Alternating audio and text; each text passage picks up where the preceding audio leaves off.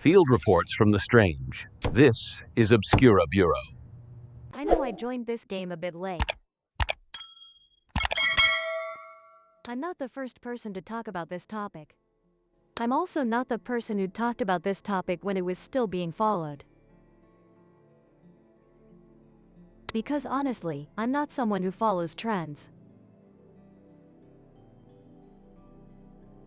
I'm not someone who cares too much about everything. I just focus on my work and my life. But I watched the Secret Invasion show from episode 1 to episode 4, then stopped.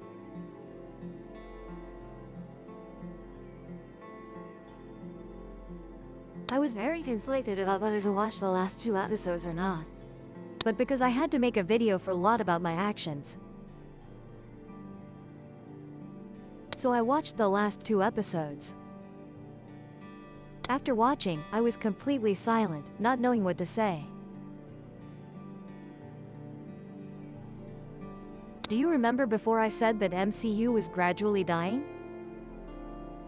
I even said long ago that MCU had died 6 years ago. The reasons from back then and now aren't much different. Still, because the story goes nowhere. And they had perfected everything quite well, what will they do next? Do you see the basic simple structure of shows on Disney+?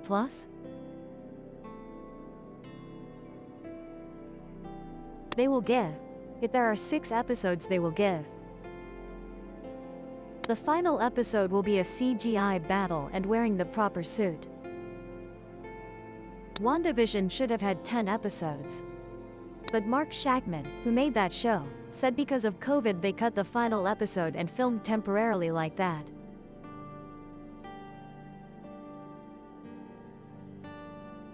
So we got an ending like that. Therefore, the show ended at episode 9 with a CGI battle between Purple and Red. Then Wanda wore the proper suit to enter Multiverse of Madness and wore a better suit.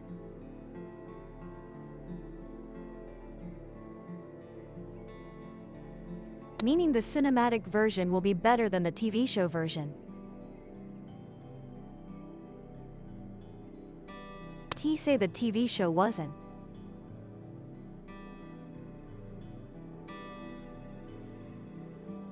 That equals the budget of a full-length movie already. But here's the big problem. Viewers had to go through a very easy process.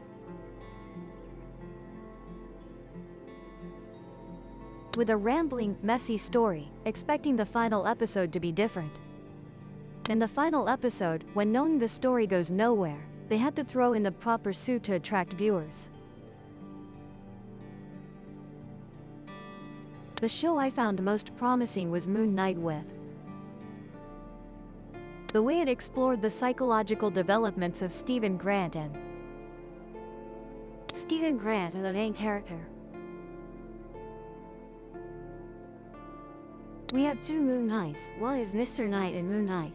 Then comes the final episode, we again have a small episode. A small episode is a regular costume. A regular costume is a regular costume. Then comes the final episode, we again have a CGI battle. And I remember in my previous life I guessed it was a kaiju battle. Exactly like that, we got a kaiju battle. Okay, why did I mention those issues? Ms. Marvel and She-Hulk shows were criticized by many people. I don't need to say more. Personally, I'm looking forward to Wakanda Forever then stopping. Secret Invasion is probably the only show I truly cared about since its announcement. And it made me truly disappointed. Low-key is a mediocre show with a quite disappointing ending. Actually, the ending was quite shocking. When it brought the main character to a point where they don't know where to go. An open ending that makes the audience anticipate season 2. Okay, that kind of thing is acceptable. But honestly, the final episode being all dialogue makes it quite hard to consider it a good episode. Meanwhile, episode 4 really went downhill. Episode 5 has the scene where Loki jumps to the other world. We found it a bit more interesting. Falcon Winter Soldier is the only series with consistent. No episode is too good, but none are too bad either. The final episode dropped in quality a bit, at least and at least we can still somewhat enjoy this final episode. As for Secret Invasion has 6 episodes. The first 3 episodes don't lead anywhere. Episode 4 speeds up the progress. In episode 5, all previous values are discarded to prepare for episodes 4 to 6. And episode 6 preaches morals and fights with CGI. exactly what MCU series on Disney Plus have been doing all along. They do it with a moral preaching and CGI fights. Starting from 3 o'clock, right? Secret Invasion, many people online are saying that it should have been an MCU movie with fighting then. Heroes fighting, heroes being Skrulls. Then we have to have new superheroes as Skrulls, but I don't need this. Really, if it's called a movie. We have many things that could be considered making a movie. We have drama films, we have spy films. This film could do both. Drama to find out where the real mastermind Gravik is. Because remember, any Skrull can disguise as another Skrull. Did you see Gravik in the cafe with Talos? When Talos threatened Gravik, the whole room turned into Gravik. Skrulls can disguise as Skrulls, meaning anyone could be Gravik without anyone knowing. This is one. Second, spy film. How about spy? Now we can have the scenario. Nick Fury can't trust anyone. Anyone he wants to talk to could be a traitor. The Skrulls could impersonate Talos. Remember, the Skrulls could impersonate Talos and accompany Nick Fury to betray him. Right? That forces Nick Fury to cooperate with a third party with common interests that he can trust at that moment. The US government, for example. At that time, Nick Fury has to cooperate with a party he doesn't want. It's called an ultimatum, meaning I sacrifice a pawn to win a move. I sacrifice the queen to win this chess game. Nick Fury would have to lose from start to finish until he decides to sacrifice the queen for the pawn to advance. Then Nick Fury wins. We have many ways to do it. We don't need to make Skrulls turn into crazy fog. Just let Skrulls be able to disguise as anyone Nick Fury meets. And any information Nick Fury says could be stolen, leaked out. And that makes Nick Fury a target who never escapes being watched by Skrulls from behind. Right? We have many ways to do it. But do you realize one thing? Nick Fury doesn't have a standard suit with a mic. Final episode. Suiting up. Nick Fury takes off his purple beanie, puts it in a boss, and puts on another purple beanie. Why change hats? Throughout the show, Nick Fury doesn't wear an eye patch until the end of episode 5. What's the purpose of wearing an eye patch? The eye patch helps Nick Fury see better. Put on the suit and wear the jacket. Time. Let. The plan is to switch places with Gaia so she can meet Gravik. Meanwhile, he goes to meet the president. Actually, Nick Fury doesn't need to meet the president. Let Sonya handle it herself would be fine. And this show has a costume problem. To detect who is a Skrull and who is a normal person, Mr. Fantastic from Fantastic Four had to invent a machine. Press a button, all Skrulls will reveal their true form. But no, this show doesn't have that. T even care about establishing who is a Skrull and who ISN. We never had to worry that talking to someone might leak information. We never had to think about whether what we say affects the plan or not. SA Skrull and this ISN. Oh, I know already. This one is a Skrull, that one is S-wife is a Skrull, Gia is a Skrull, who ISN.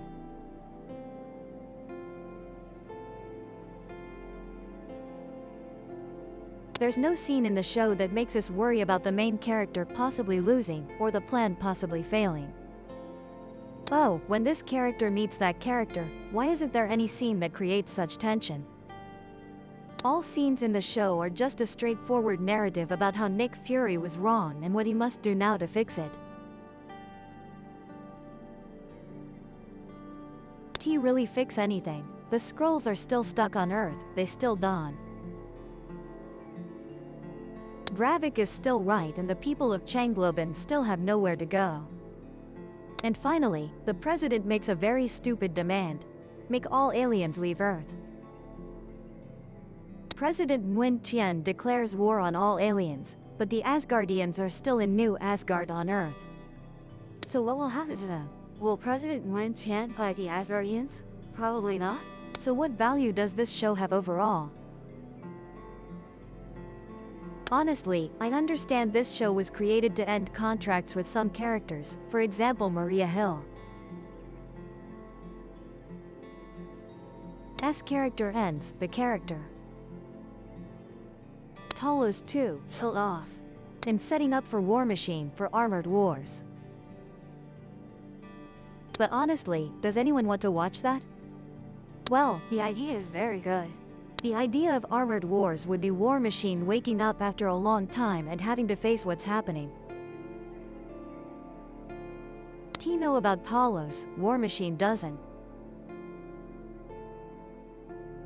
James Rhodes has no idea how time has changed and now must face what's happening. Okay, that's good. But then it will be similar to what's happening now. A show that goes nowhere, and at the end, in the final episode, we only start having the main character wear the proper comic suit, fight with full CGI. At most, they just talk about morals.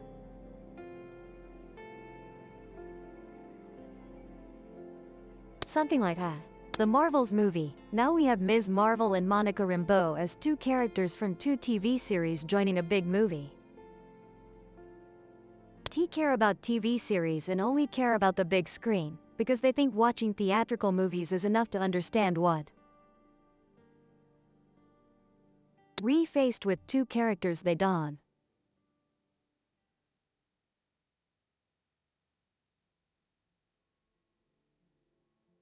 And they had to do homework by watching WandaVision and Ms. Marvel. After watching, if they like it then great, but if they don't? Anyway, those two shows. WandaVision has an extremely controversial finale. Ms. Marvel has quite low ratings. And most Disney programs only aim to promote new characters, the next big thing, always like that. What was the Hawkeye program created for? I really don't understand its purpose. SA program that doesn't.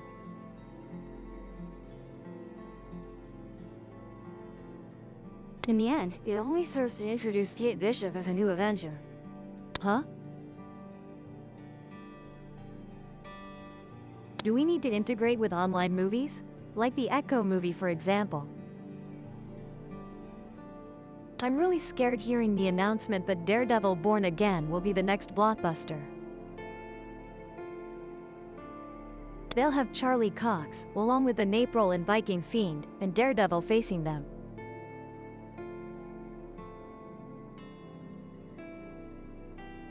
To me, Daredevil is a masterpiece.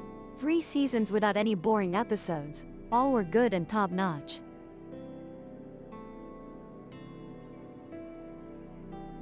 Now we have the announcement that Daredevil Born Again will be a Disney Plus movie.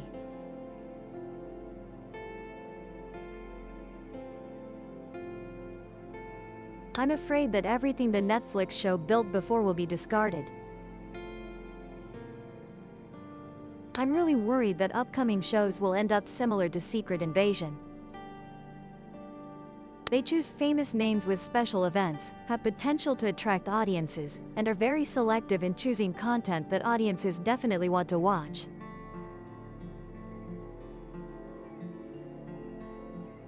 Armored Wars is a good story, Secret Invasion is a good event, and Born Again is a good comic arc.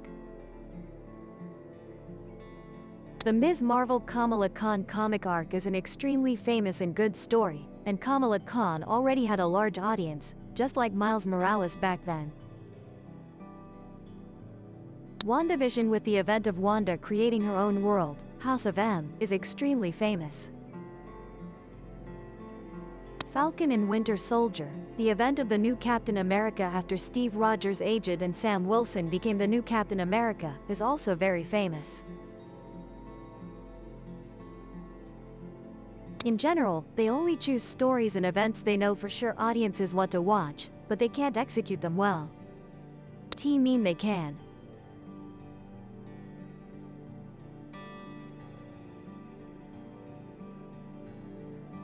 Spend our time reasonably and worthily, we. am too disappointed with what MCU is doing with their products, and the film division ISN. Recently, we had MN3, a wasteful movie. We have Wakanda Forever is where the filmmakers try their best to create a movie for everyone to watch, and honestly, they tried, so I won't criticize. Although the movie still has many points that are hard to praise. Not to mention the music. Guardians of the Galaxy 3 is James Gunn's story. It belongs to him and no longer to MCU. Besides, what do we have? So at the end of this year, does everyone want to watch the Marvels? I don't know. At this point, I think Disney has been too disrespectful to their audience with Marvel products. And they know they have a strong enough money-making machine that they can do anything, say anything, and people will still listen, still go watch. Because even a bad movie like $1 billion. A movie that we don't know is Marvel's. Still earned $1 billion. A movie like Ant-Man and Wasp or Quantumania, with a budget of $200 million, they still earned about $200 to $300 million something. They still can make money and sell toys. Because they know that by releasing a new character with a new outfit, it can sell toys. They can sell War Machine toys. They can sell Kamala Khan toys, Ms. Marvel, Captain Marvel, Marika Rambeau, WandaVision, Vision toys, Wanda, and 2 Crab Guys. Loki, they can sell many Loki toys, like his horns. They can do many things, just release more products and they can profit, so they know they hold the power and the audience is the one being fooled. So will we continue to be fools, or become consumers with principles?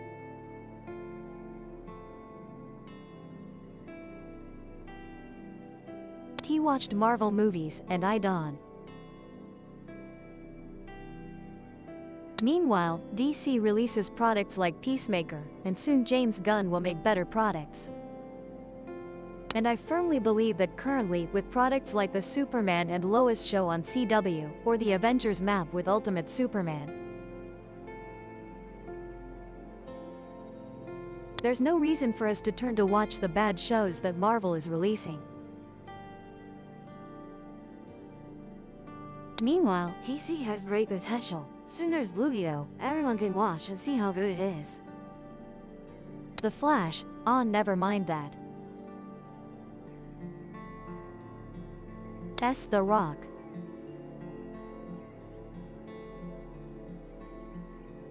Wait for James Gunn.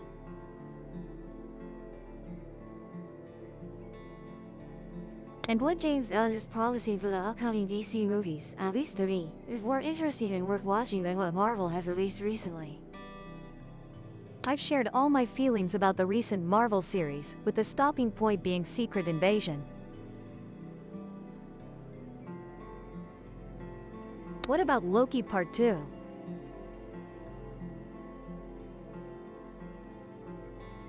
I don't know either, sir.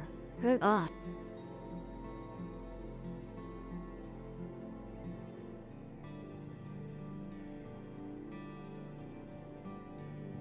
Subscribe to the Guia Amigo channel so you don't miss out on exciting videos. If the report helped, subscribe and open the next case.